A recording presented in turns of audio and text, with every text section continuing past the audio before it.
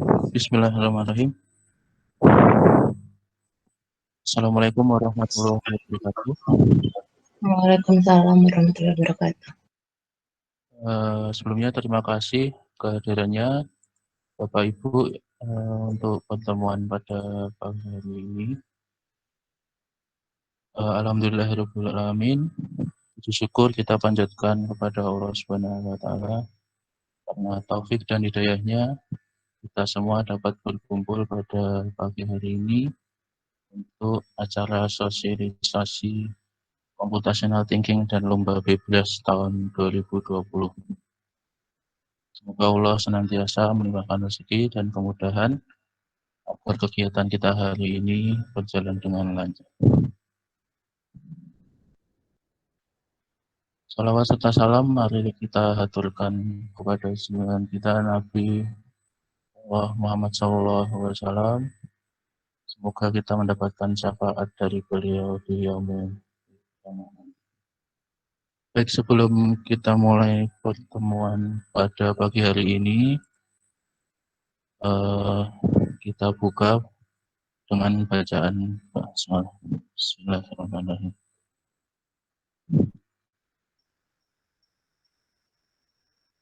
Untuk acara hari ini,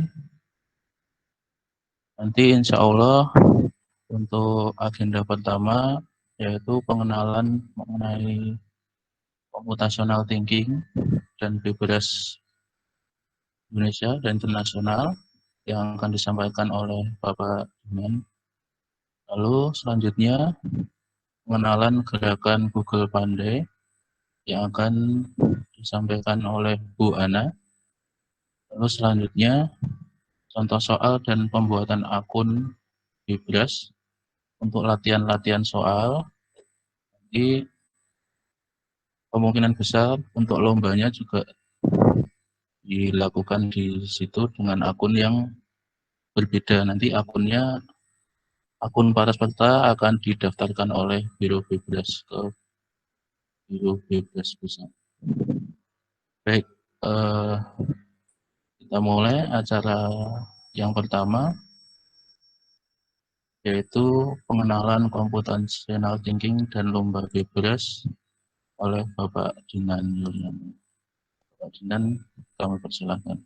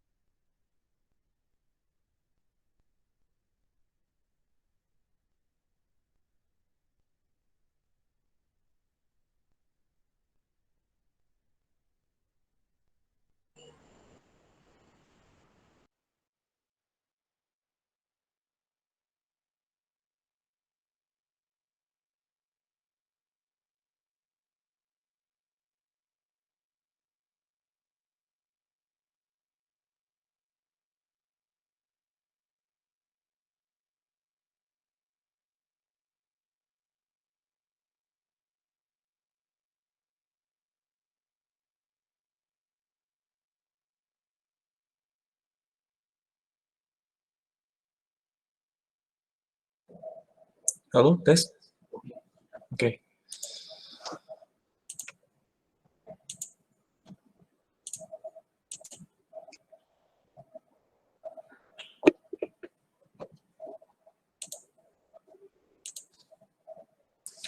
Baik, Assalamualaikum warahmatullahi wabarakatuh.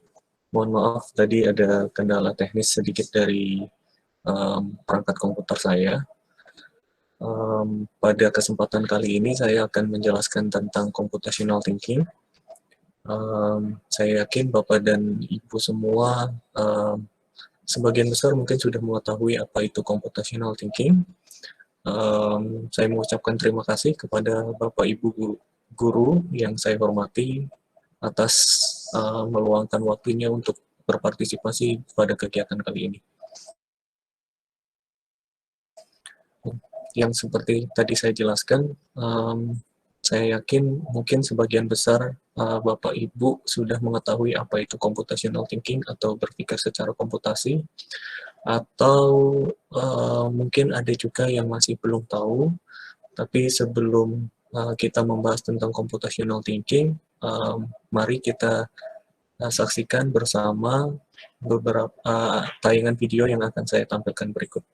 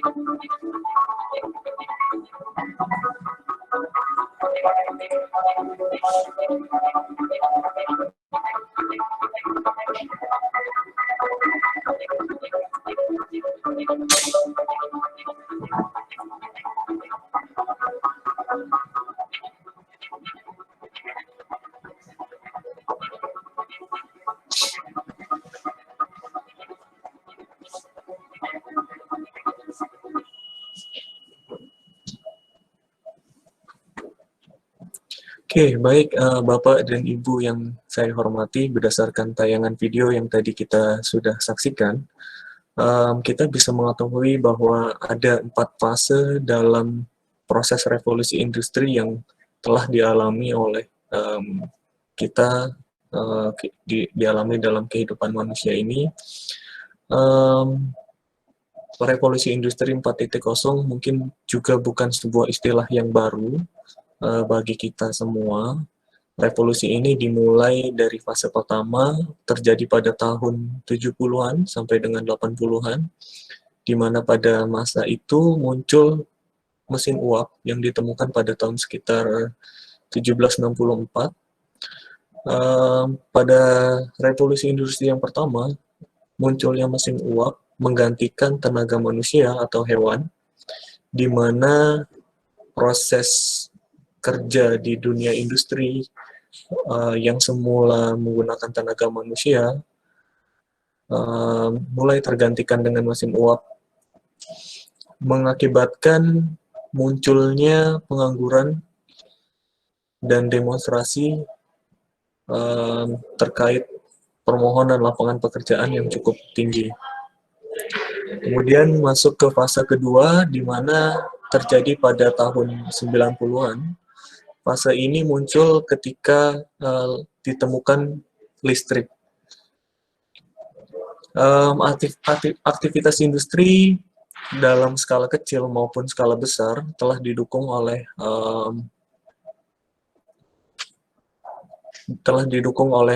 energi listrik, di mana proses untuk produksi barang, produksi produk secara massal menjadi lebih mudah untuk diimplementasikan. Masuk lagi ke fase ketiga, di mana fase ini mulai pada tahun 1980-an. Fase ini ditandai dengan munculnya perangkat komputer, di mana perangkat komputer ini sudah menjadi hal yang lumrah, bukan hanya di kalangan atau di bidang industri, tapi juga dapat digunakan oleh atau bidang-bidang di luar industri. Pada fase ketiga ini juga muncul sebuah teknologi yang dinamakan dengan internet. Teknologi ini mampu untuk menghubungkan setiap penggunanya dari berbagai pihak, dari berbagai macam yang dapat menembus rintangan geografis. Dan fase keempat yang kita alami saat ini, muncul sebuah teknologi-teknologi terbaru yang bersifat otomasi atau bersifat otomatis. Kondisi ini membuat mungkin sebagian besar aktivitas-aktivitas yang bersifat repetitif bisa digantikan. Pada fase ini banyak sekali teknologi-teknologi terbarukan seperti kecerdasan buatan, robotik, Internet of Things, dan lain-lain yang mulai berperan pada berbagai sektor kehidupan di manusia ini. Oke. Pada era industri 4.0 yang pada era industri 4.0 ini menjadi tantangan besar bagi kita, negara kita Indonesia, di mana negara kita juga memiliki, yang pada prinsipnya negara kita memiliki bonus demografi, atau kondisi di mana sebagian besar masyarakatnya berada pada usia produktif. Tapi ada tantangan besar di mana pada era 4.0 ini kita dituntut untuk memiliki kemampuan yang lebih tinggi, kemudian dituntut untuk bagaimana bersikap bijak terhadap hal-hal yang visioner, kemudian bagaimana kita menyikapi aktivitas kerja yang bersifat secara repetitif gitulah, atau aktivitas kerja yang bersifat diulang-ulang, atau aktivitas kerja yang mungkin bisa digantikan oleh tenaga-tenaga teknologi terbarukan. Sebagai contohnya, mungkin kita bisa atau kita sudah menggunakan dalam kehidupan kesehari-hari, seperti tukang ojek konvensional yang mulai tergantikan dengan layanan ojek berbasis teknologi. Bahkan di layanan ojek berbasis teknologi tersebut, hampir sebagian besar telah mengakomodir kebutuhan hidup kita, mulai dari layanan antar jemput kita, antar jemput barang, kemudian layanan kesehatan, kemudian layanan kebersihan, dan lain-lain. Sebuah pekerjaan yang bersifat repetitif, ojek konvensional pada saat ini mulai tergantikan, atau mulai, ya bisa dikatakan mulai tergantikan oleh teknologi-teknologi terbarukan. Kemudian sebagai contoh lain, mungkin kita bisa mengetahui bahwa di mana pada saat ini toko-toko yang bersifat konvensional, atau toko-toko yang merupakan hal fisik, yang toko-toko fisik yang ada bangunan di satu lokasi dan lain-lain, juga mulai bisa tergantikan oleh media toko digital atau disebut e-commerce, di mana pada toko tersebut juga memiliki fitur-fitur yang bisa melakukan pelayanan untuk transaksi digital secara otomatis, kemudian bisa merekomendasikan produk-produk dan karakter ketika pembeli melakukan transaksi di toko digital. Dan ini ada sebuah artikel terbaru pada tahun ini, 2020, bulan Agustus, yang menjelaskan bahwa pada prinsipnya Indonesia dianalisis membutuhkan sekitar 9 juta ahli digital. Mungkin jika kita kembali flashback atau kita mencoba mencermati kembali ya, masuknya teknologi dalam kehidupan kita secara tidak langsung mungkin dapat dikatakan bahwa salah satu profesi yang dalam tanda kutip aman pada saat era ini dan era mendatang adalah pekerjaan yang ada kaitannya pada bidang teknologi digital. Tapi ada juga pekerjaan-pekerjaan lain seperti manajemen sumber daya manusia, seperti pekerjaan yang Ibu dan Bapak saat ini lakukan itu juga pekerjaan yang tidak mudah untuk digantikan oleh teknologi. Nah, seiring dengan memasuki revolusi industri 4.0 atau industri di mana teknologi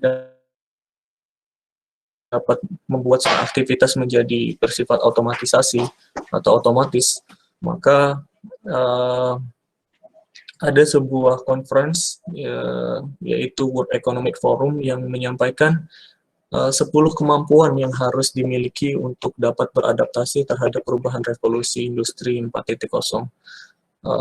Yang pertama adalah pemecahan masalah yang kompleks, kemudian berpikir secara kritis, kemudian kreatif, manajemen SDM. Nah, manajemen SDM ini sangat berkaitan dengan profesi Bapak dan Ibu semua, kemudian berkoordinasi dengan orang lain, kecerdasan emosional, penilaian dan pengambilan keputusan, kemudian sikap untuk berorientasi terhadap pelayanan, negosiasi, dan fleksibilitas yang kognitif. Pada prinsipnya 10 kemampuan di atas telah kita miliki, dan konsep computational thinking hadir untuk mengembangkan atau mengasah kemampuan-kemampuan di atas. Apa sih computational thinking? Computational thinking atau berpikir secara komputasi adalah cara berpikir atau cara memecahkan masalah seperti cara berpikirnya seorang ilmuwan komputer, yaitu menyeluruh, logis, dan teratur. Computational thinking dalam arti lain juga seperti sebuah metode pemecahan masalah dengan mengadaptasi teknik yang digunakan oleh pengembang aplikasi atau software engineer. Nah, bagaimana sih cara seorang ilmuwan komputer berpikir? Ada 4 metode yang digunakan oleh ilmuwan komputer untuk berpikir secara menyeluruh, secara logis, dan teratur. Metode yang pertama adalah dekomposisi, metode yang kedua adalah pengenalan pola, metode yang ketiga adalah abstraksi, dan metode yang keempat adalah algoritma. Metode dekomposisi adalah proses ketika seorang engineer menemukan sebuah masalah, kemudian dari masalah yang besar tersebut dipecahkan atau dibagi-bagi menjadi masalah-masalah yang kecil untuk diselesaikan bertahap satu demi satu. Jadi pada prinsipnya dekomposisi adalah membuat kondisi di mana masalah yang besar dipecah menjadi masalah yang kecil. Kemudian ada pengenalan pola atau proses melihat persamaan dan perbedaan suatu pola pada suatu masalah. Terkadang dalam suatu masalah kita bisa menganalisis ada dalam beberapa masalah A dengan masalah B, terkadang ada beberapa kita bisa mengidentifikasi, kita bisa menganalisis ada persamaan dan perbedaan dari suatu masalah, dari kedua masalah tersebut, yang harapannya dari kedua permasalahan tersebut kita bisa carikan solusi yang mungkin paling tepat dan paling bijak. Kemudian yang ketiga adalah abstraksi, proses melihat hal penting dan mengabaikan hal yang tidak relevan atau hal-hal yang tidak relevan dalam suatu masalah. Abstraksi mungkin kita bisa bersikap bagaimana ketika ada masalah, kita mengambil hal-hal yang pentingnya, kita bisa mengambil intisari dari suatu permasalahan tersebut, prioritasnya apa, kemudian kita coba cari solusinya. Kemudian yang terakhir ada algoritma. Algoritma adalah proses menyelesaikan masalah step by step, satu langkah demi langkah yang lain sampai permasalahan tersebut diselesaikan. 4 metode ini yang digunakan oleh sebuah atau seorang software engineer untuk menyelesaikan permasalahan-permasalahan yang ada. Nah, untuk bisa mengilustrasikan 4 metode ini, saya sudah membuat simulasinya atau ilustrasinya. Ilustrasinya seperti kita memasak nasi goreng atau memasak sebuah menu masakan yang baru. Mungkin bagi ibu-ibu yang hadir di pertemuan virtual ini, untuk memasak bukan hal yang baru, tapi untuk kita kaum laki-laki, bapak-bapak, mungkin sebagian besar bapak-bapak juga banyak yang jago masak, tapi ketika bapak-bapak yang identik atau tidak bisa memasak, atau ibu-ibu yang ingin memasak sebuah menu baru, pasti hal yang pertama difikirkan adalah menu apa yang atau alat apa yang digunakan untuk memasak nasi goreng tersebut atau menu baru tersebut. Kemudian bahannya apa saja yang digunakan untuk memasak menu tersebut. Kemudian memikirkan juga tata cara memasaknya seperti apa.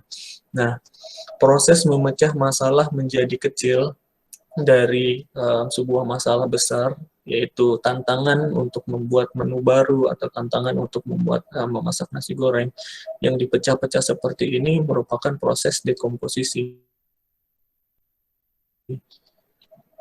Kemudian ada pengenalan pola. Pengenalan pola jika kita diilustrasikan dengan masak nasi goreng, ketika ada tantangan baru yaitu untuk memasak. Jika pada awalnya kita memasak nasi goreng dengan menu telur, kemudian jika kita memasak nasi goreng dengan rasa daging kambing, maka secara tidak langsung intuisi kita atau proses berpikir kita sudah bisa menganalisis adanya kesamaan proses untuk membuat nasi goreng dengan varian telur, dengan varian rasa telur, dan nasi goreng dengan varian rasa kambing. Atau kita juga bisa,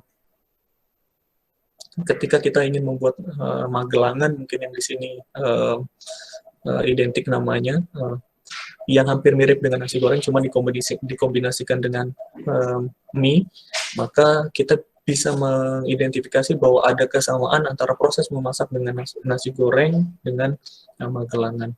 Nah, proses menganalisis, mengidentifikasi dua hal tersebut merupakan proses pengenalan pola, yaitu proses di mana kita bisa mengetahui ada persamaan dari beberapa permasalahan. Nah, kemudian ada proses abstraksi. Abstraksi atau intisari. Terkadang ketika kita memasak sebuah menu atau nasi goreng di sini pada kasusnya, ketika kita sudah berhasil membuat sebuah nasi goreng yang enak, maka kita bisa memikirkan, oh, untuk membuat nasi goreng yang enak, komposisinya garamnya sekian, nasinya sekian, cabenya sekian, dan lain-lain. Kemudian kita juga bisa memikirkan dalam proses nasi goreng, hal yang tidak kalah penting adalah teknik memasaknya. Bagaimana kita memastikan bahwa nasi goreng yang kita buat itu dibuat dengan teknik yang tepat. Dan yang terakhir adalah algoritma. Algoritma adalah proses penyelesaian masalah secara bertahap. Jadi ketika kita memasak nasi goreng, kita sudah memikirkan atau melakukan prosesnya dengan baik dan benar, menyalakan kompor, terus menyiapkan alat-alat dan lain-lain. Kurang lebih 4 metode dari cara berpikir seorang engineer jika diilustrasikan dalam aktivitas sehari-hari bisa dilihat dari aktivitas ini. Nah, Bebras Indonesia hadir untuk mengenalkan prinsip-prinsip computational thinking di kalangan tenaga pendidik, di kalangan tenaga pengajar, kemudian di para pemangku kebijakan. Nah, Bebras Indonesia sendiri atau Bebras atau organisasi Bebras memiliki logo yaitu berang-berang. Kenapa berang-berang dipilih sebagai logo Bebras? Karena hewan ini diyakini memiliki karakter yang berusaha keras untuk mencapai target sempurna dalam aktivitas sehari-hari.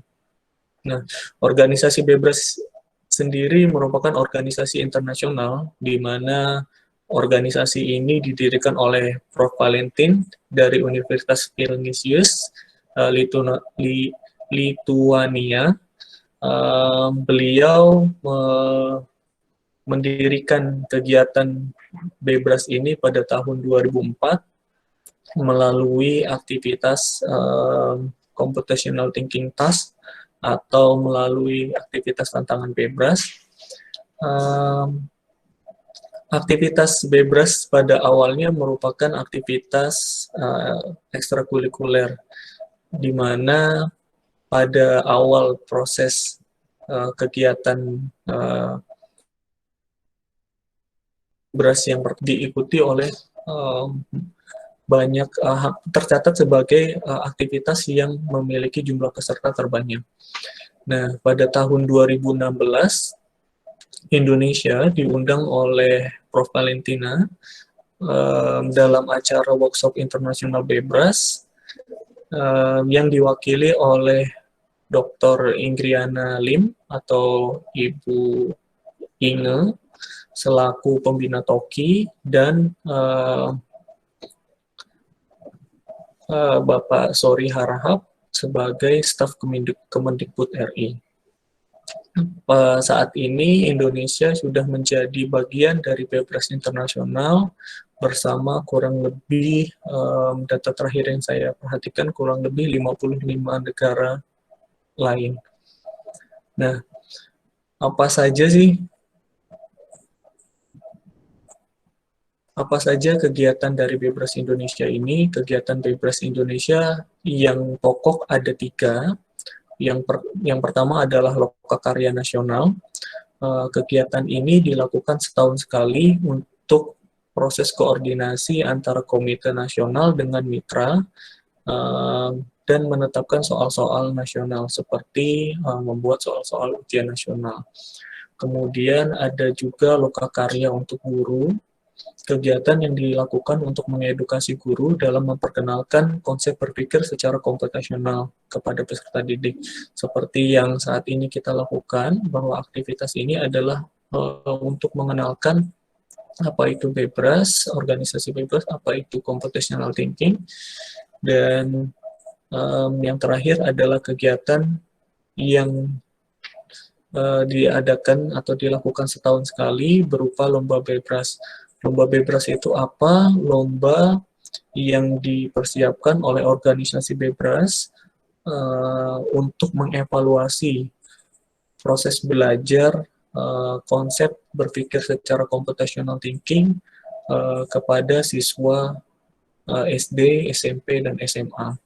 Nah, Bebras di sini hadir untuk mengenalkan computational thinking dengan cara perlombaan seperti ini. Harapannya adalah siswa bisa mempelajari konsep-konsep computational thinking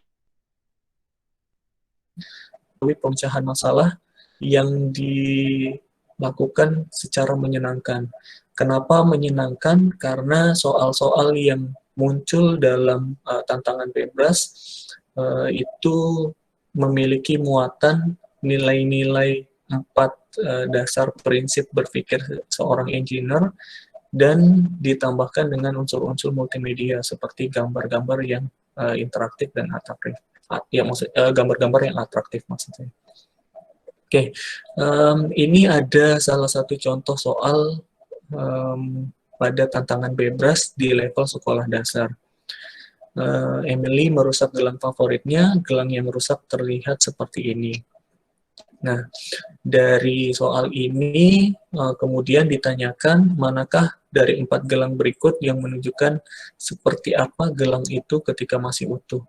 Nah, kita bisa perhatikan bahwa melalui soal yang ada dengan menggunakan gambar seperti ini, sebenarnya ada nilai-nilai computational thinking di dalamnya, di mana siswa berusaha untuk mengenal pola-pola yang ada pada soal tersebut.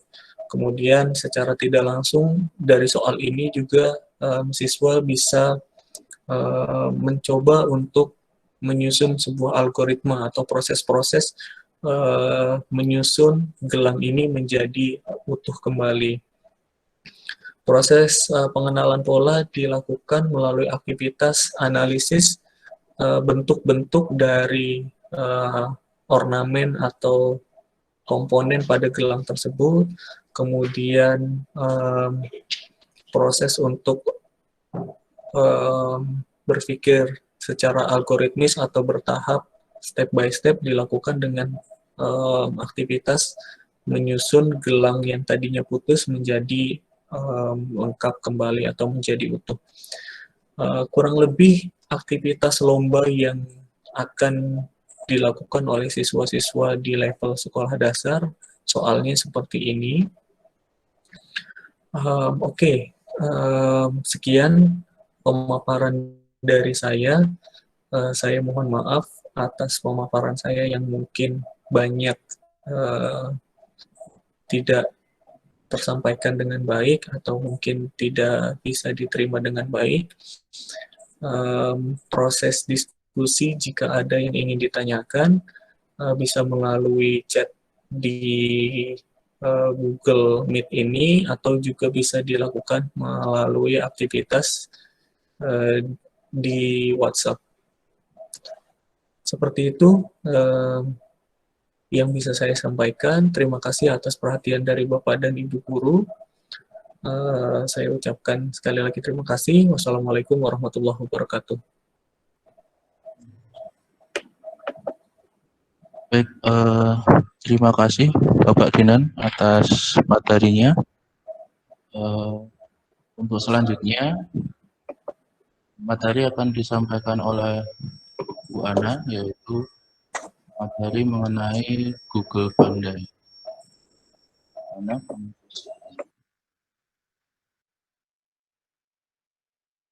Ya, sebentar ya. Oke,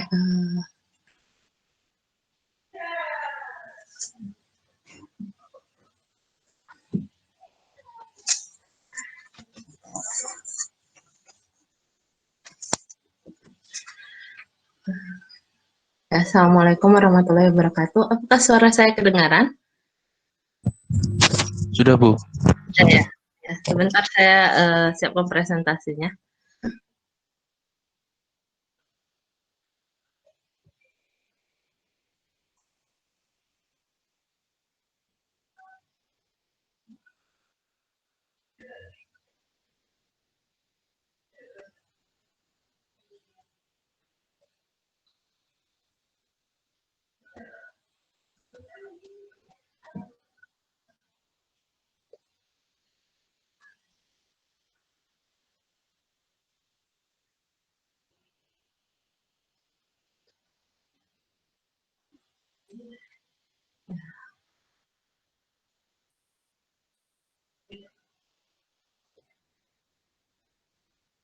Oke, apakah gambarnya sudah kelihatan?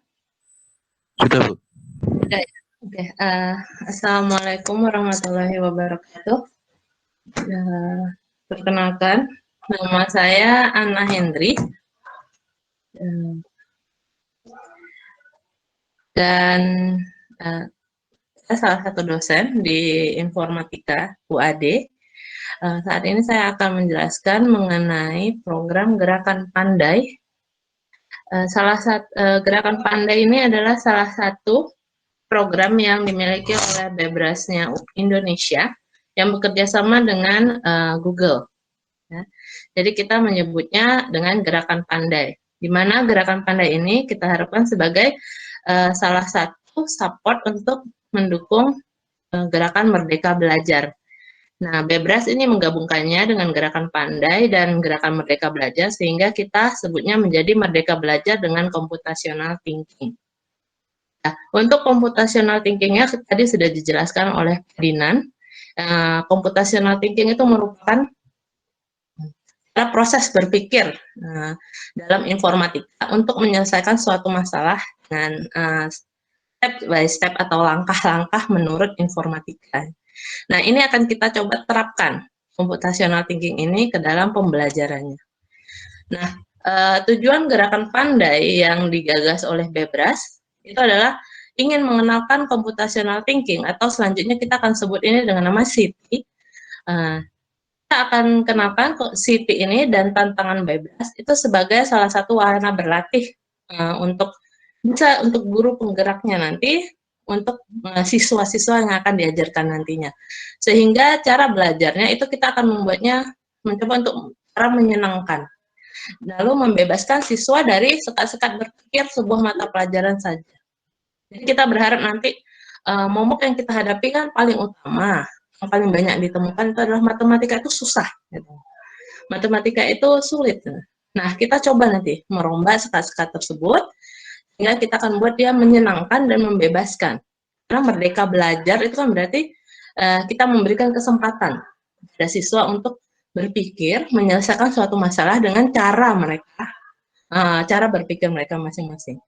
Kemudian tujukan gerakan pandai yang kedua itu adalah memberikan ide. Memberikan ide kepada siswa nantinya, bagaimana kita mengajarkan atau menginfuskan computational thinking itu ke dalam mata pelajaran. Jadi kita akan buat, nanti akan diberikan pelatihan-pelatihan untuk merancang cara pembelajarannya. Nanti kita integrasikan computational thinking itu untuk menyelesaikan soal-soal dalam pelajaran matematika, kemudian sains, dan bahasanya.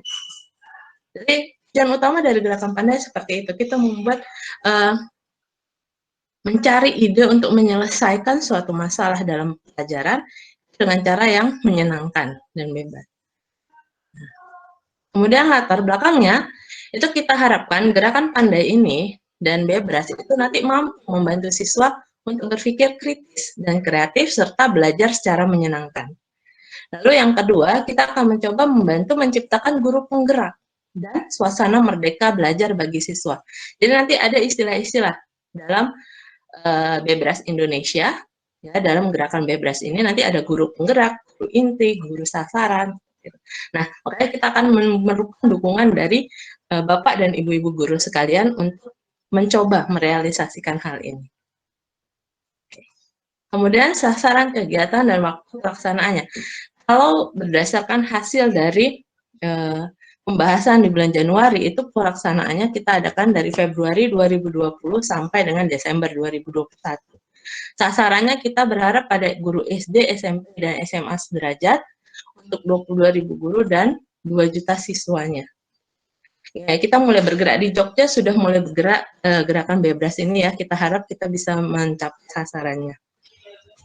Kemudian ini skema implementasi gerakan pandai. Nah, tadi ada beberapa istilah. Nah, kita harapkan nanti Bebras itu pimpinan organisasi utamanya itu adalah Bebras NBO. Scientific Committee-nya ada, kemudian di bawah Scientific Committee itu nanti akan ada dosen-dosen pembina. Nah, dosen-dosen pembina ini adalah Bebras Biro yang akan mensosialisasikan gerakan Bebras ke sekolah-sekolah. Nanti di bawah dosen pembina itu kita punya guru inti. Nah, jadi dari dosen pembina itu nanti akan melatih guru-guru intinya. Kita latih bagaimana kegiatan Bebras ini, bagaimana nanti planningnya, bagaimana nanti mengajarkannya, gitu. Metode pemikiran computational thinking itu nanti akan diberikan juga. Nanti guru inti ini yang akan melatih guru-guru sasaran. Jadi guru-guru sasaran yang ada di sini, itu nanti akan kita bina lagi, sehingga nanti guru-guru sasaran itu bisa memberikan pelatihan kepada siswa-siswa sekolahnya. Ya. Bisa untuk siswa satu sekolah, bisa untuk gabungan siswa dari sekolah-sekolah.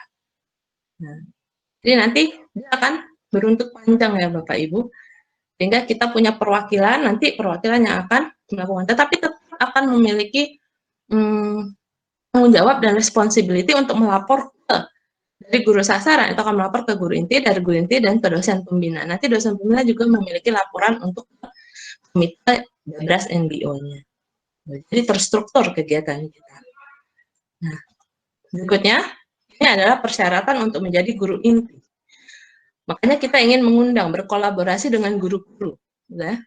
Untuk saat ini kita berkolaborasi dengan guru-guru SD Muhammadiyah Sebantul ya. Ini.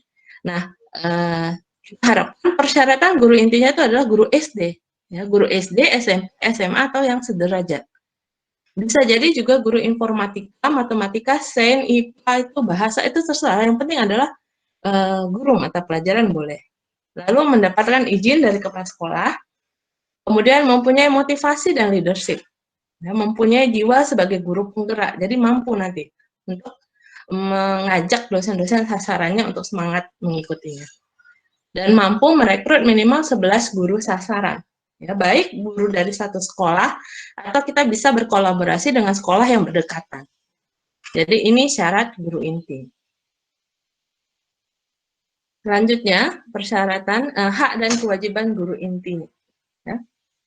Jadi nanti hak dan kewajiban sebagai guru inti itu berhak untuk mendapatkan pelatihan mengenai computational thinking dari dosen pembina Bebras Biro. Tenang, nanti kita akan hari ini kan hanya perkenalan ya, perkenalan apa itu Bebras, penggerakannya, bagaimana dengan soal-soal atau contoh-contoh pengajarannya itu nanti. Setelahnya kita akan melakukan pelatihan mengenai computational thinking-nya bagaimana. Nah, guru inti nanti setelah mendapatkan pelatihannya, itu akan melatih guru-guru sasaran dan siswa mengenai computational thinking-nya. Jadi, berkesinambungan ya. Kemudian guru inti itu menandatangani perjanjian kerja dan komitmen dengan Biro Bebras dan diketahui oleh kepala sekolahnya. Nah, ini adalah MOU-nya.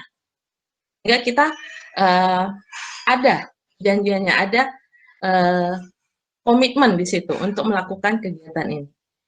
Kemudian sebagai pertanggungjawaban nanti akan ada portofolionya yang berisi log activity bersama dosen pembina dan guru sasaran. Jadi nanti dosen pembina juga nggak langsung lepas tangan ya terhadap guru inti, tetapi tetap akan didampingi. Kemudian setelah log activity harus ada, lalu materi pelatihan. Itu nanti akan disampaikan ke guru sasaran. Kemudian dokumentasi pelatihan ada, lalu nanti kita punya paket tambahannya. Ya, bagaimana evaluasi diri, refleksi, kemudian kita juga bisa pilih 3 karya siswa terbaik, atau 3 video terbaik guru sasaran saat memberikan pelatihan kepada siswa. Jadi, kita punya nanti perangkat ajarnya, konsepnya. Jadi nggak dilepas gitu aja ya, Bapak dan Ibu. Nanti kita akan didampingi. Nah, ini adalah hak dan kewajiban guru inti. Lalu, setelah dari guru inti, kita punya guru sasaran. Nah, syarat dari guru-guru sasaran itu adalah guru SD, SMP, SMA, atau yang sederajat. Dan guru dari mata pelajaran. Lalu pasti mendapatkan izin dari kepala sekolah, kemudian mempunyai motivasi dan leadership, lalu mempunyai jiwa sebagai guru penggerak. Mau untuk memotivasi siswanya. Jadi jangan mentang-mentang ini Bebras lalu memakai istilah computational thinking, ini hanya khusus untuk guru-guru matematika, enggak. Tapi guru-guru semua mata pelajaran boleh untuk mengikuti. Karena ini bisa diterapkan untuk semua mata pelajaran. Oke. Lalu hak dan kewajiban guru sasaran. Nah, hak dan kewajiban guru sasaran, ini guru sasaran itu akan mendapatkan pelatihan computational thinking dari guru intinya. Lalu akan mengajarkan minimal 100 siswa. Boleh untuk mata pelajaran yang berbeda atau tingkatan yang berbeda. Sehingga nanti guru sasaran dengan didampingi oleh guru inti nanti bisa melatih siswanya untuk mengerti bagaimana sih kemampuan computational thinking itu. Nah, jika siswanya sudah diikutkan untuk latihan computational thinking, maka siswa nanti bisa mengikuti tantangan Bebras. Nah, tantangan Bebras ini adalah kompetisi Bebras, ya, antar sekolah nanti bisa, atau antar daerah, ya, sekecamatan kah, sekabupaten, atau antar kota. Nanti kita akan adakan challenge ini, dan kita berharap challenge ini atau tantangan Bebras ini nanti akan rutin kita lakukan. Setelah kita ajarkan minimal 100 siswa untuk computational thinking, nanti sebulan atau 2 bulan kemudian kita lakukan tantangan Bebrasnya. Nah, karena Bebras ini memiliki kompetisi tingkat dunia juga. Di Indonesia juga sudah pernah mengirimkan siswa-siswa untuk mengikuti Bebras tingkat dunia. Nah, jadi kita harapkan nanti siswa bisa berpikir lebih kreatif lagi. Nah, di guru sasaran juga ada tambahan paket tambahan, ya, seperti menyediakan portofolio yang berisi kegiatan guru inti dan siswanya. Kemudian memberikan materi pelajarannya. Nanti ada RPP atau LKS yang disampaikan ke siswa. Kemudian membuat dokumentasi pelatihan. Nah, ini nanti untuk laporannya. Jadi kita harus ada per kegiatan. Oke. Kemudian, ini adalah contoh rencana jadwal kegiatan sebelum pandemi. Jadi sudah ada kita susun pembuatannya. Kita berharap bisa sesuai target nantinya. Cuma ini dari Bebras nasional ya. Nanti ada penyusunan silabus dari dimulai pelaksanaan seharusnya dimulai Februari 2020 kemarin dan kita harapkan bisa diakhiri tahun 2022 Januari. Nah, Bebras Challenge-nya itu rencana kita adalah bulan November ini. Bulan November tahun ini. Semoga masih sempat gitu. Atau kita belum tahu jadwalnya apakah akan diundur atau tidak. Tapi ini adalah rencana jadwal kegiatan. Kemudian apa sih yang kita harapkan dari gerakan pandai gitu. Nah, dari gerakan pandai, output dari gerakan pandai ini kita berharap guru inti, nanti kita mendapatkan jumlah guru inti yang terlibat. Nah, ini kita ambil dari daftar hadir kegiatan workshopnya. Dan nanti Ibu, Bapak, dan Ibu juga memiliki ini ya, presensi ya, nanti akan diberikan oleh Pak Faisal, presensi kegiatan. Ini adalah daftar hadirnya. Kemudian nanti kita punya log activity. Ya. Log activity ini adalah hal yang dibuat guru inti mengenai berita acara, daftar hadir, video, dan hasil catatan kerja saat kita. Nah, kalau guru sasaran itu harus memiliki laporan berupa jumlah guru sasaran yang terlibat, kemudian log activity-nya apa. Nah, kalau dari siswa terdampak, atau siswa yang ikut gerakan Bebras ini nanti, itu kita harap jumlah siswanya, kita tahu laporan jumlah siswanya berapa. Sehingga tadi di awal ada tujuan kita, berapa 2 juta mahasiswa untuk ikut Bebras dan gerakan pandai itu tercapai. Kemudian kita punya paket atau biru, log activity. Jadi di setiap bagian dari gerakan pandai itu kita punya laporan masing-masing yang kita harapkan nantinya. Oke. Next, ini adalah untuk kegiatan paket tambahan itu adalah kita buktinya nanti kita tampilkan dari guru inti dan sasaran itu ada testimoni dan tulisan mengenai manfaat kegiatannya. Lalu untuk dari siswa kita akan mengetahui jumlah siswa yang mau ikut Bebras Challenge. Lalu kita miliki testimoni dari siswa bagaimana sih sebenarnya gerakan pandai Bebras ini terhadap kualitas belajar mereka. Kemudian dari biro nanti itu kita memiliki testimoni dan tulisan mengenai kegiatan, manfaat kegiatan, lalu kita punya paling nggak garis besar jumlah peserta Bebras Challenge-nya. Lalu apakah sekolah, ya, berapa sekolah atau berapa jumlah sekolah yang akan komitmen untuk mengikuti kegiatan ini lebih lanjut. Nah, ini yang kita harapkan output dari gerakan pandainya. Target dari gerakan pandai itu untuk pakai standar, yaitu syaratnya adalah siapapun guru yang bersedia. Siapapun guru yang bersedia, kemudian cakupan materi yang diberikan apa, ya. Nanti akan kita berikan bagaimana contoh-contoh soal untuk membuat materinya, gitu. Nanti akan dijelaskan oleh Pak Faisal di sesi setelah gerakan pandai ini, ya. Kemudian kita akan berusaha kenalkan bagaimana computational thinking dan pemanfaatan CT untuk berbagai bidang mata pelajarannya. Jadi tidak melulu bisa diterapkan pada matematika, fisika, IPA, ya. Tapi bisa juga untuk bahasa, IPS, atau pengetahuan umum. Kemudian, pada gerakan pandai ini, targetnya kita bisa membentuk kompetensi guru. Ya. Sehingga kita bisa mengharapkan nanti Bapak dan Ibu guru itu mampu mengajarkan computational thinking kepada siswa, kemudian mengenalkan manfaatnya untuk semuanya. Jangan berpikir computational thinking itu matematika sekali sulit, enggak. Ya. Kita hanya berpikir logi nanti, computational thinking, logika. Nah, kalau di gerakan pandai setelah pakai standar, itu akan ada paket tambahannya. Paket tambahan itu, syaratnya adalah guru harus sudah mengikuti paket standar.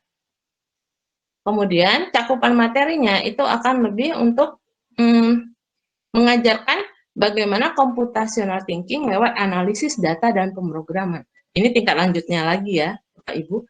Jadi kalau standar adalah dasarnya, kemudian pakai tambahan kita akan sedikit tambahkan mengenai bagaimana cara menganalisis data dan pemrograman. Lalu kita harapkan nanti keluarannya atau targetnya adalah kompetensi guru yang dibentuk itu mampu menerapkan langsung computational thinking untuk berbagai mata pelajaran. Ya.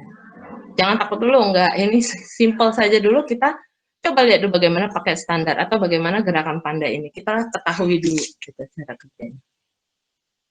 Ini adalah target-target dan output dari gerakan pandai. Kemudian kita harapkan sih manfaat bagi guru, ya.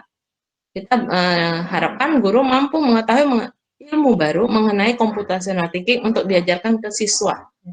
Jadi sebagai amal jariah juga ya, nah, sebagai amal kita untuk ke siswa kita. Gitu. Jadi diharapkan mereka bisa tetap memakai computational thinking untuk pembelajaran mereka selanjutnya. Kemudian nanti kita akan selalu berikan sertifikasi dan subsidi transportasi. Kemudian ada peluang penelitian tindakan kelas bersama dosen pembina, jadi bisa sebagai salah satu kurikulum vitae bagi Bapak Ibu ya, melakukan penelitian. Kemudian juga bisa membuat Bapak dan Ibu menjadi peluang, menjadi guru penggerak. Ini manfaat bagi Bapak dan Ibu guru. Nah, saya contohkan saja misalnya seperti ini. Apa sih itu Bebras? Apa sih computational thinking? Nah, dalam Bebras ya, kita sebut tingkat pembelajaran untuk SD itu kita sebut sebagai siaga, tingkat siaga. Ya. Siaga SD. Nah, kalau anak SD kan kita nggak perlu rumit-rumit. Computational thinking itu apa sih? Seperti apa? Bahasanya terlalu akademis sekali. Nah, kita langsung aja kasihkan contoh. Misal seperti ini. Ya, ada kasus tumpukan baju nih. Nah, perlengkapan misalnya ditumpuk, kemudian ibu mau perlengkapan ditumpuk, ya, perlengkapan baju ditumpuk, kemudian dipakai mulai dari atas, dan ibu tidak mau anaknya memakai sabuk sebelum kemejanya. Nah, perlengkapan bajunya, ya, perlengkapan ditumpuk itu sudah ada. Tumpukan baju ada kemeja, kaos dalam, celana dalam, sabuk, kaos kaki, dan nah, ini adalah perlengkapan yang harus dipakai si anak. Kemudian, ada syarat. Ibu tidak mau anaknya memakai sabuk sebelum kemejanya. Nah, kalau syarat yang diberikan seperti ini, berarti kan ada lebih dari satu jawaban. Jadi tidak ada jawaban yang benar. Tetapi jawabannya, tidak ada jawaban yang salah. Hanya saja salah jika tidak mengikuti syaratnya. Jadi, pasti akan terjadi lebih dari satu jawaban. Anak-anak itu kan ngelihat bahwa, oh, berarti nggak boleh pakai sabuk sebelum kemeja ya. Ya udah, berarti pakai apa dulu? Mau sepatu dulu, kaos kaki dulu, kaos dalam dulu. Nah, jadi karena ada lebih dari satu jawaban, anggap seperti ini jawaban. Ada berbagai macam pilihan jawaban, ada 4 untuk si anak. Nah, mana yang mau dipakai duluan? Nah, ada 4 pilihan jadi untuk anak-anak. Nah, ini yang kita sebut dengan computational thinking. Maksudnya adalah lihat pilihan jawaban A.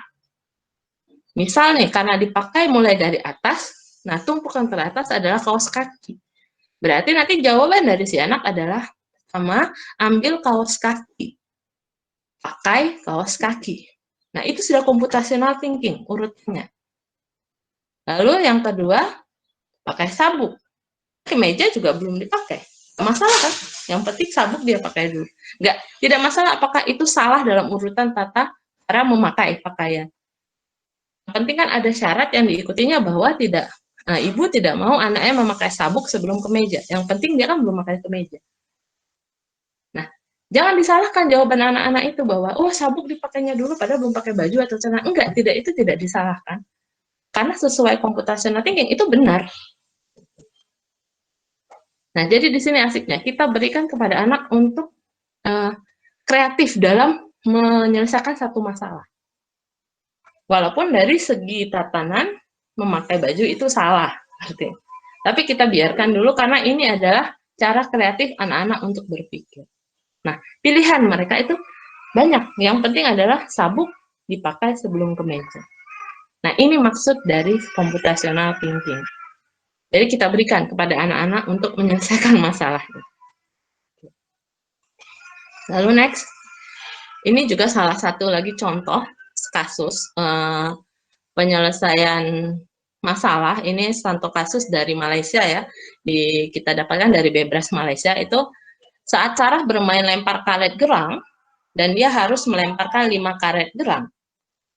Kemudian ada syarat jika skor dihitung dengan aturan, lemparan pertama itu 5 poin, kedua 4, ketiga itu 3 poin, keempat 2, dan kelima 1. Maka jika sesuai dengan urutan gambar yang ada ya di sebelah kanan Bapak Ibu itu ya, jika Sarah melempar sesuai urut warna yang sesuai lingkaran yang karet gelang yang dilemparkan, maka berapa skor hasil lemparan Sarah? Nah, ini juga harus anak-anak juga akan berpikir gitu. Berapa ya? Harus masukkah atau tidak? Gelangnya, karet gelangnya. Nah, jadi memahami soal nanti. Jadi harus memahami soal.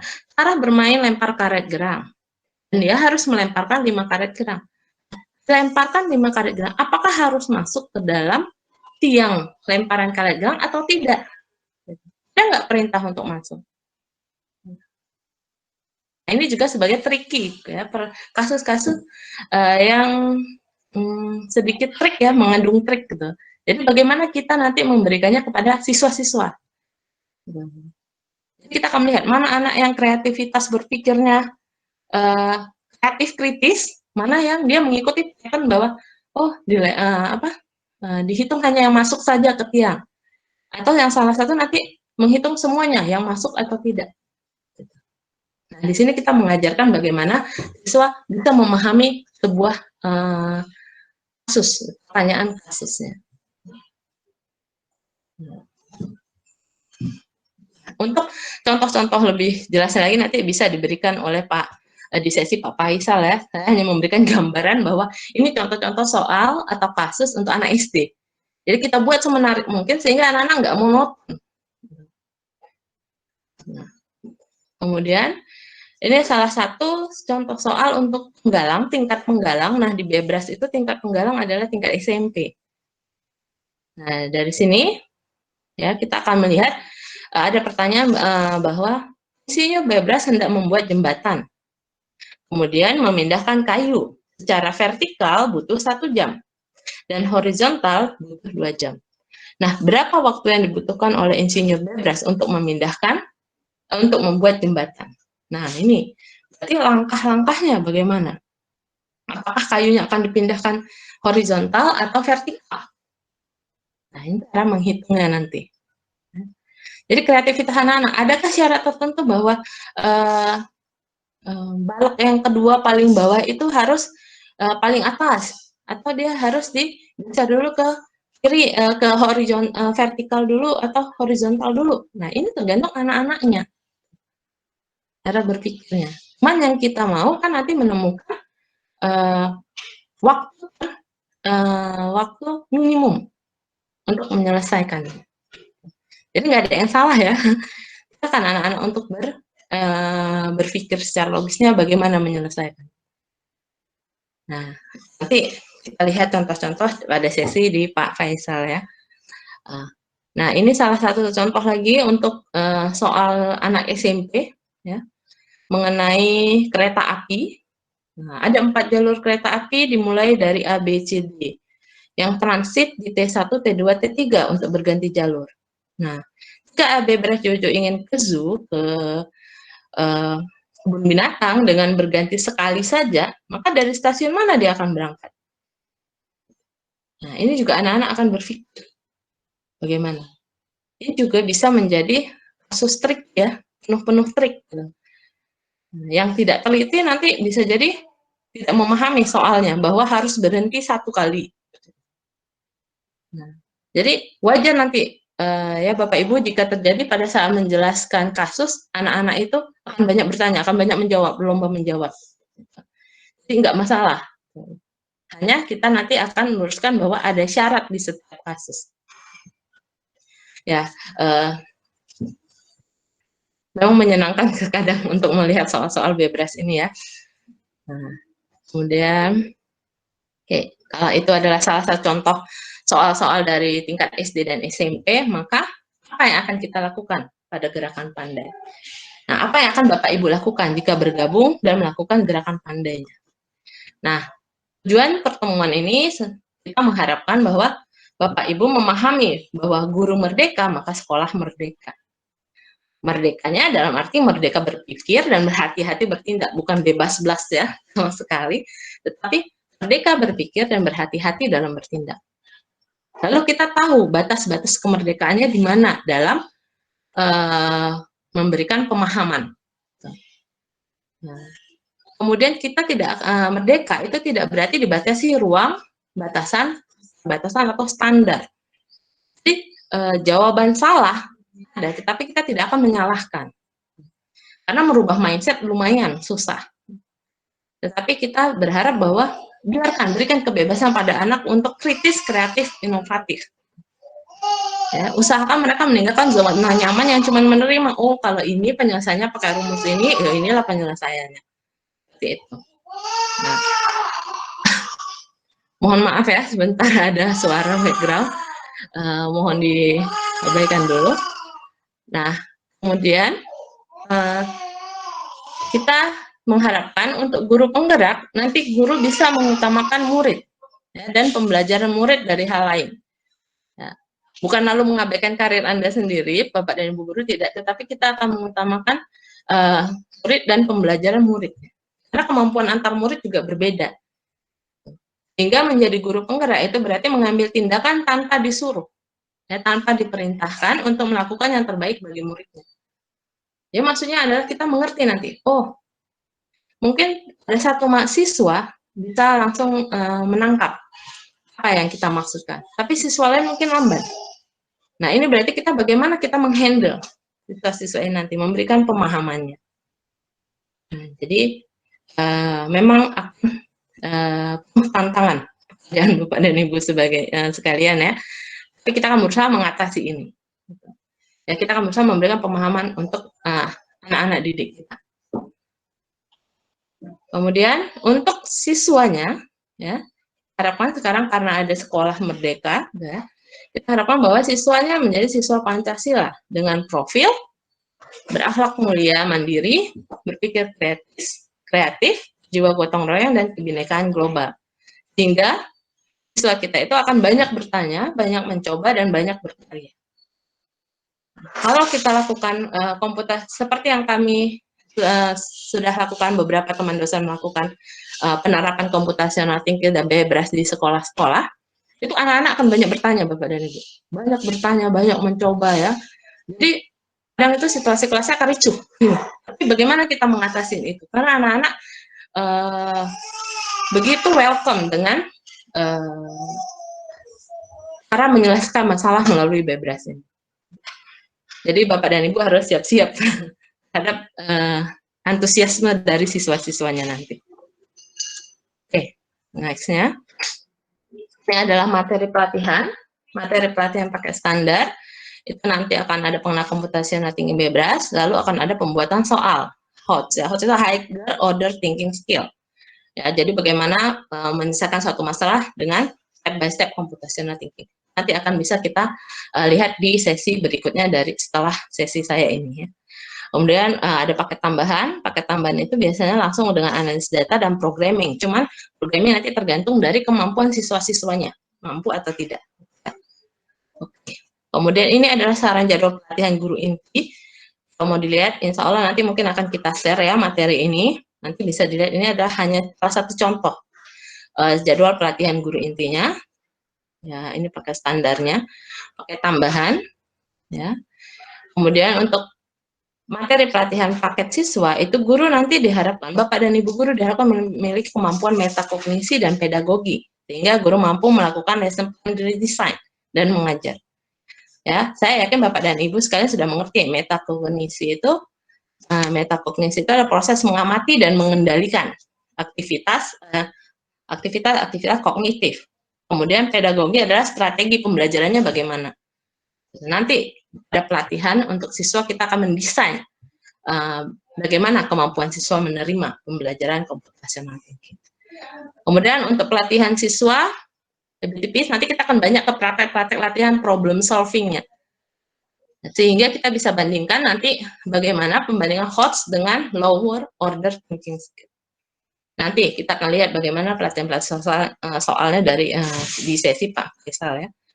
Kemudian ini materi pelatihan untuk siswa SD ya, bisa kelihatan. Nanti ada alamat-alamat website yang bisa Anda cek untuk bagaimana sumber-sumber risetnya. Oke. Saya rasa ini sedikit pengenalan mengenai gerakan pandai yang bisa saya sampaikan. Nanti insya Allah materi ini akan di-share nanti. Kita akan tanya sehingga Bapak dan Ibu bisa melihat alamat-alamat website yang merupakan sumber dari pengenalan Citi, Bebras, dan gerakan pandai. Ya, saya rasa sampai di sini dulu cukup untuk materi dari saya, dan saya rasa ini sudah terlalu banyak ya waktu yang habis. Terima kasih. Saya kembalikan ke Pak Faisal Fajri. Silakan Pak Faisal. Baik Bu, terima kasih.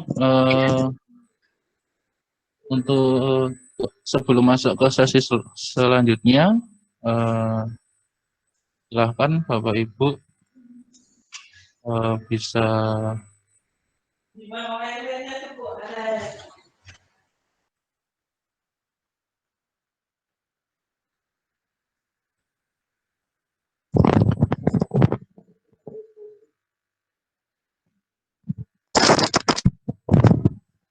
sebentar ya.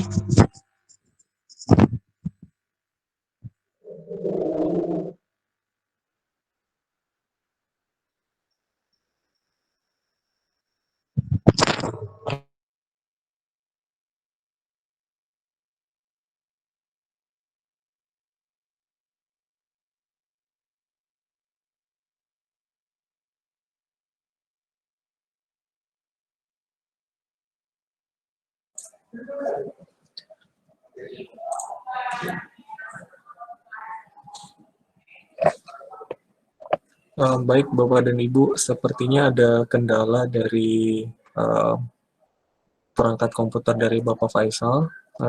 Sembari menunggu kendala tersebut diselesaikan, Bapak dan Ibu bisa melakukan presensi terlebih dahulu terhadap aktivitas kegiatan ini melalui link yang di-share di grup WhatsApp.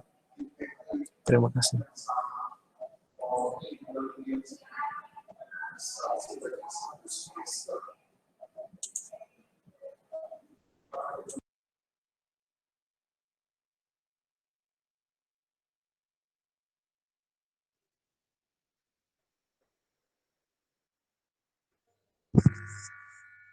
Baik Bapak Ibu, maaf tadi ada gangguan. Silahkan Bapak Ibu untuk presensi terlebih dahulu ya. Di link berikut ini saya share ke WhatsApp saja.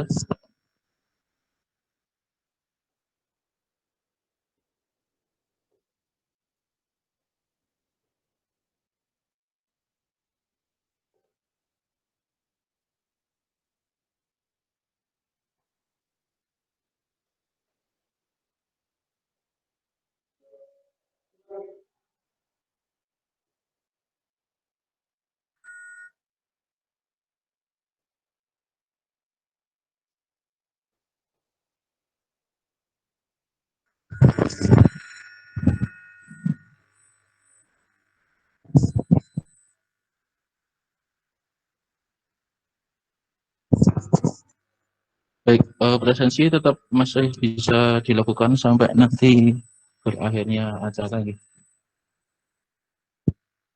Oke, selanjutnya kami akan memberikan beberapa kuis, insya Allah ada 2 kuis. Jadi silahkan Bapak Ibu untuk mencoba mengerjakannya.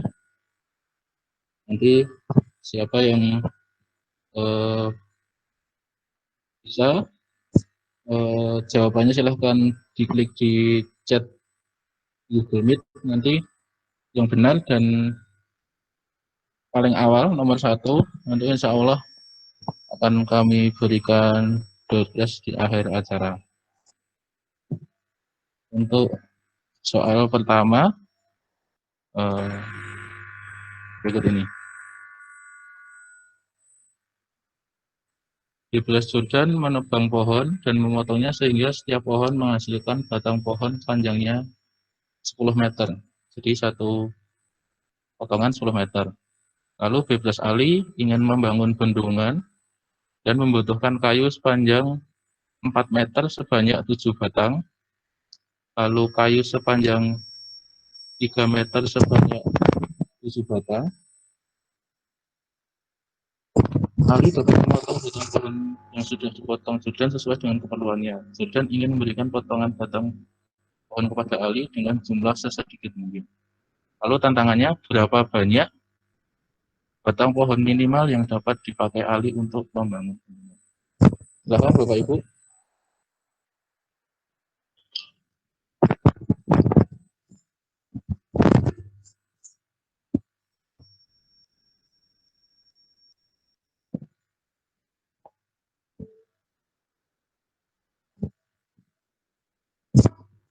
Oke, mungkin ada lagi. Baru satu yang jawab. Batang pohon minimal ya. Wah, Bapak Ibu saja jawabannya bisa berbeda-beda, apalagi nanti diterapkan di kelas. Jawabannya bisa macam-macam, tapi kuncinya di sini batang pohon minimal yang dibutuhkan.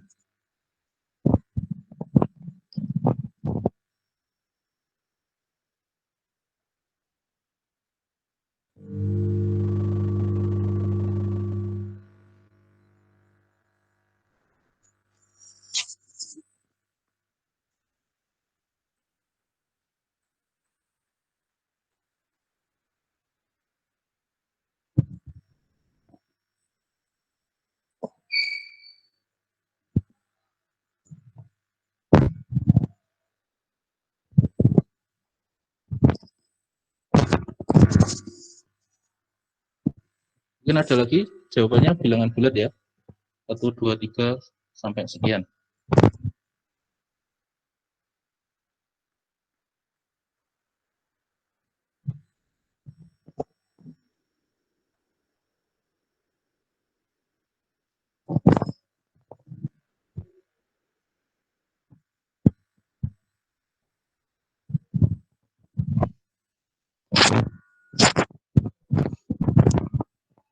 Baik, langsung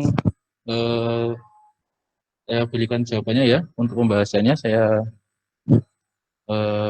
tampilkan. Jawaban yang tepat adalah 6. Jadi dari 6 batang 10 meter tadi bisa dibagi-bagi.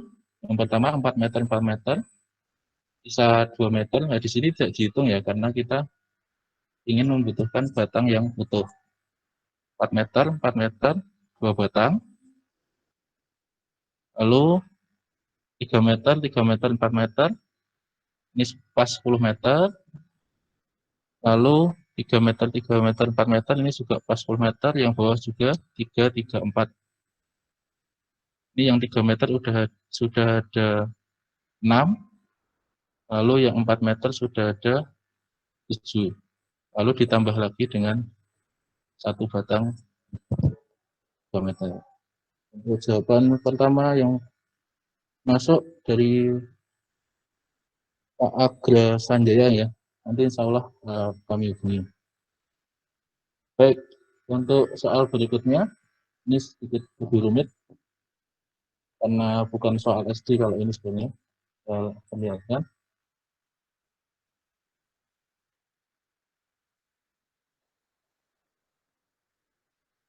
Baik.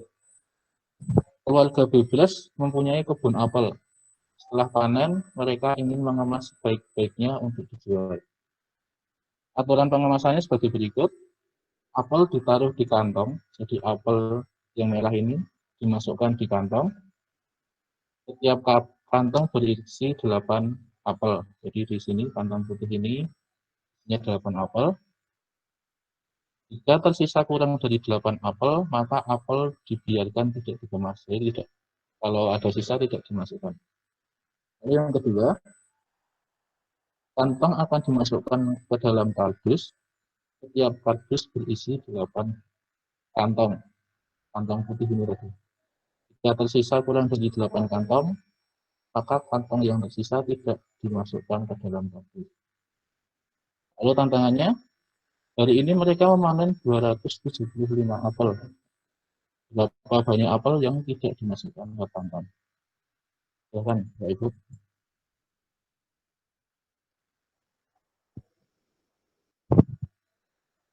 Banget Pak Ahmad. Silahkan, mungkin ada jawaban lain.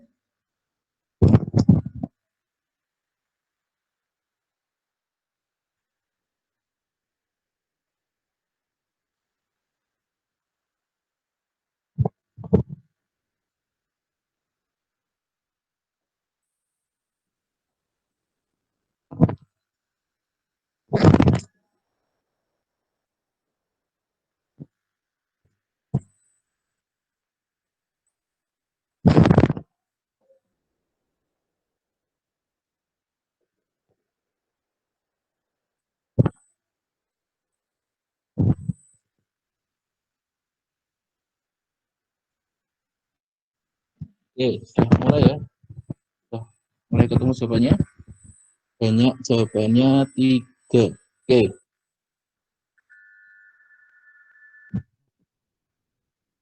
Di sini jawabannya yang tepat adalah 3.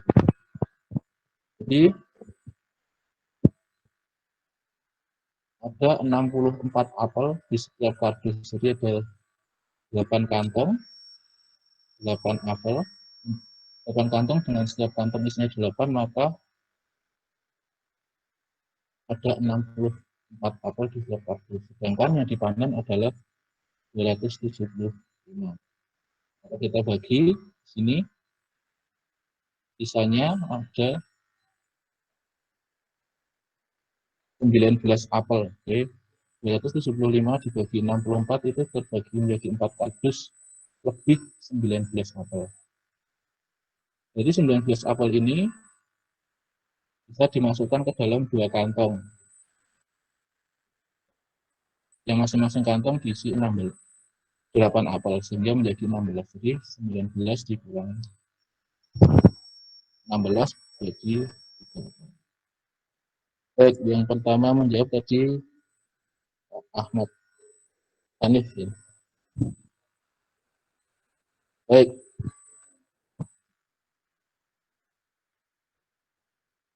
Untuk selanjutnya saya akan menjelaskan mengenai tantangan Bebras secara online.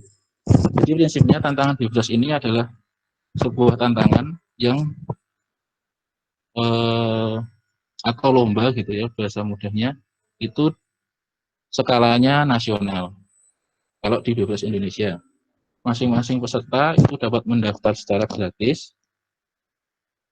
Nanti tinggal dari sekolah mengirimkan peserta kepada biro kepada kami. Untuk contoh-contoh dan latihannya dapat diakses melalui tantangan bebras.ipb.ac.id. Sini akan kami jelaskan mengenai pembuatan akun Bebras.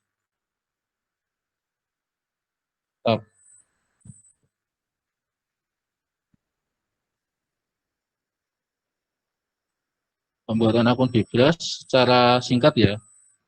Kalau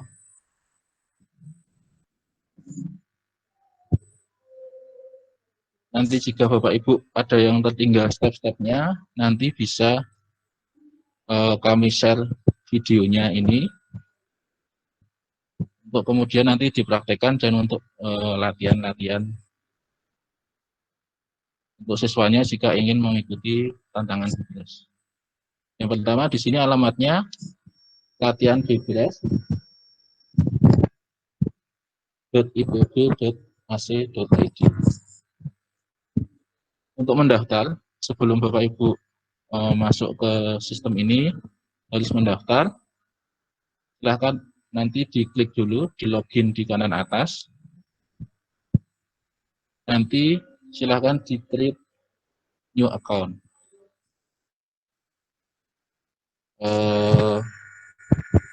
beberapa hal yang harus diisi, yaitu username, password, email, nama pertama, dan nama asli. Yang lain bisa dikosongi. Kami coba.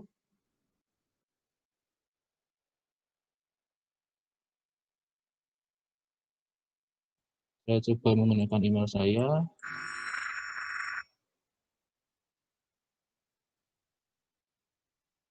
Baik, setelah itu, setelah semua ini terisi, lalu diklik Create New Account.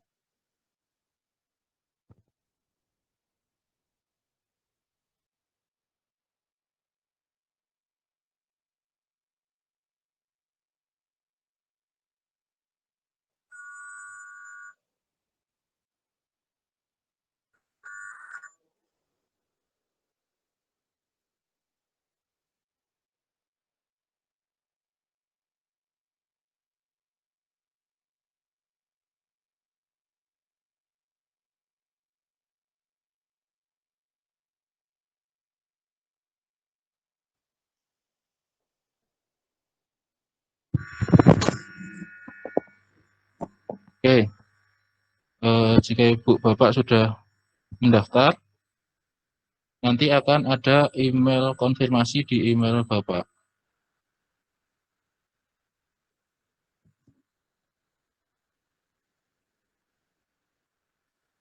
Oke, di sini ada email yang harus dikonfirmasi.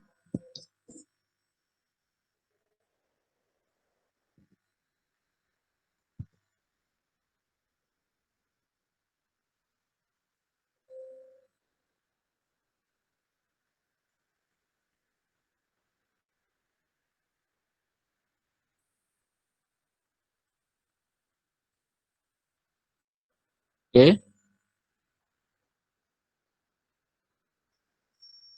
silahkan klik link konfirmasi di dalam email tersebut, maka otomatis Bapak Ibu akan terregistrasi. Ini halaman awal Bebras untuk latihannya. Nanti di sebelah kiri atas itu ada set home. Nah, di sini ada beberapa latihan dari tingkat SD, SMP, dan SMA.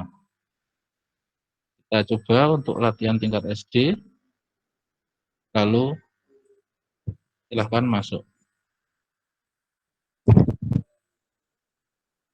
Nah, ini beberapa latihan untuk tingkat sekolah dasar, ada tahun 2016, 17, 18, dan 19. Silahkan nanti Bapak Ibu bisa coba. Saya berikan contohnya kelas 1 aja ya. Ini latihan sehari sebelum tantangan Bebras tahun 2016. Di sini nanti tertulis waktunya, batasan waktunya, jangan sampai nanti waktunya habis.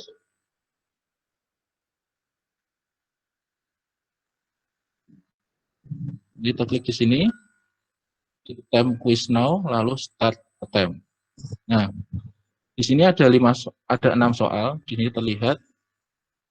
Lalu waktu sisanya ada di sini, sebelah kanan.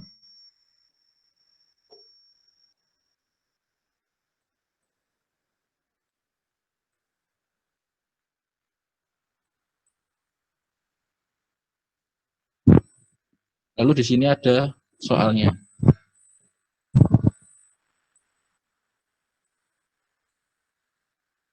Bapak Ibu bisa memilih soalnya bebas ya, mengerjakannya dari nomor 1 dulu atau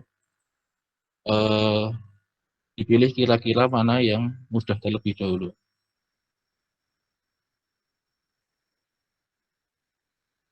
Baik, kalau sudah selesai, misalnya sudah selesai, langsung klik finish time. Jadi nanti di sini ada reportnya. Kalau ini tadi kan saya tidak jawab, ada 6 soal, lalu di sini statusnya bagaimana. Kalau sudah dijawab, pasti ini statusnya answer, sudah terjawab. Kalau mau kembali ke soalnya, diklik return to time, lalu Kalau mau mengumpulkan semuanya, diklik submit all and finish. Ada konfirmasinya, silahkan dibuka. Nah, setelah itu nanti ada statusnya, waktu pengerjaannya, nilainya, dan pembahasannya. Nanti ada jawaban salah, jawaban benar. Jawaban benarnya nanti ada. Gitu Bapak Ibu.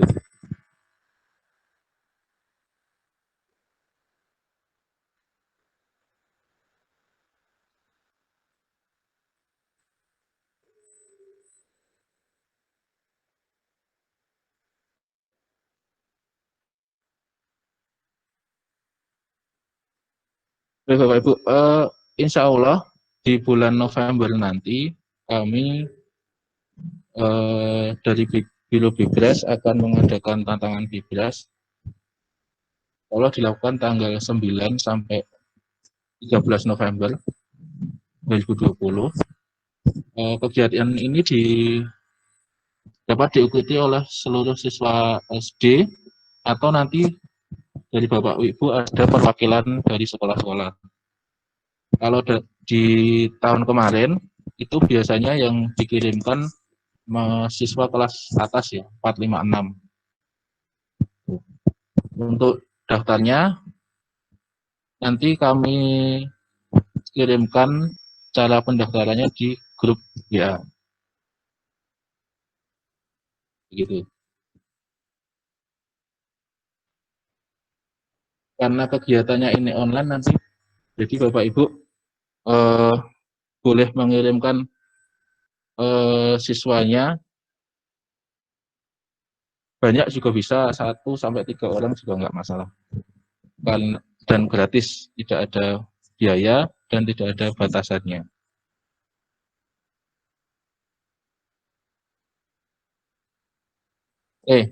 Untuk materi hari ini ada beberapa link yang penting yang bisa digunakan,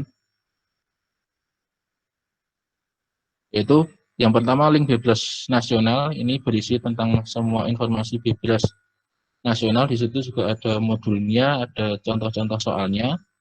Lalu yang kedua link latihan Bibras, ini ada di latihanbibras.ipb.ac.id. Ini berisi contoh-contoh soal dan cara pengerjaan, dan ini halamannya lombanya nanti juga persis sama dengan yang ada di laman latihanbibras.ipb.ac.id. Ini bisa dibuka melalui PC atau laptop, bisa juga dibuka melalui HP gitu ya. Jadi tidak harus melalui PC. Tapi memang halamannya akan lebih jelas jika dibuka melalui PC atau laptop. Lalu selanjutnya terdapat link Bibras UAD. Ini nanti akan berisi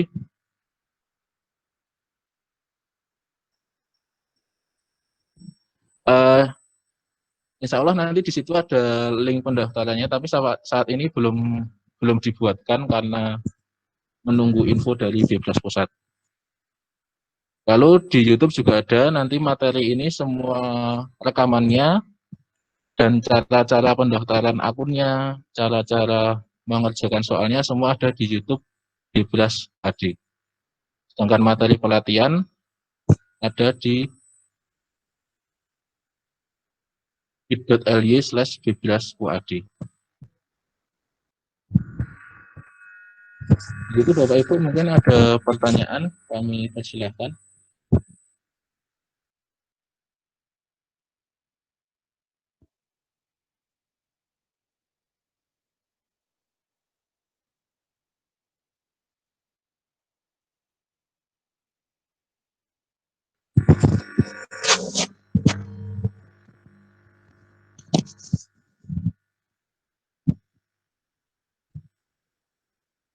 Dan Bapak Ibu ada pertanyaan, kami silakan.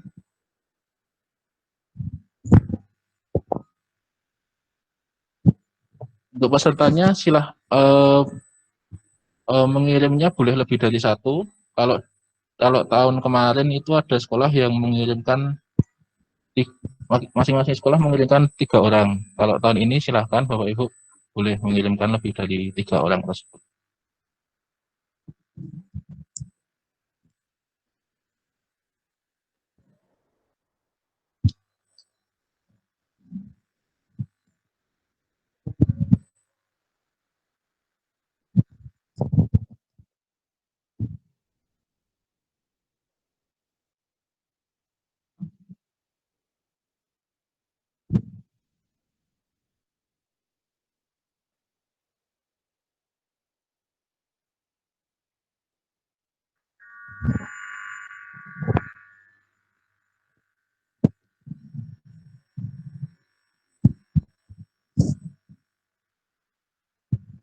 Kalau tidak ada pertanyaan nanti, kalau ada info lomba atau pertanyaan-pertanyaan mengenai lomba di bulan November, nanti silahkan Bapak Ibu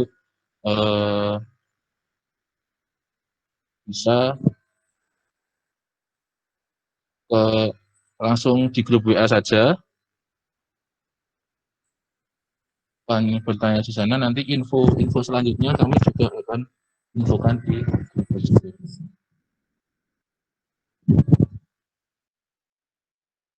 Kalau tidak ada pertanyaan, kami cukupkan sekian dari kami.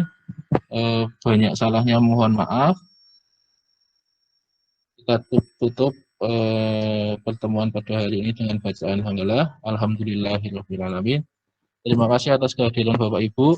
Kami tunggu partisipasinya dalam lomba Bebras di bulan November besok, sehingga semoga dapat mendapatkan hasil yang terbaik. Terima kasih Bapak Ibu.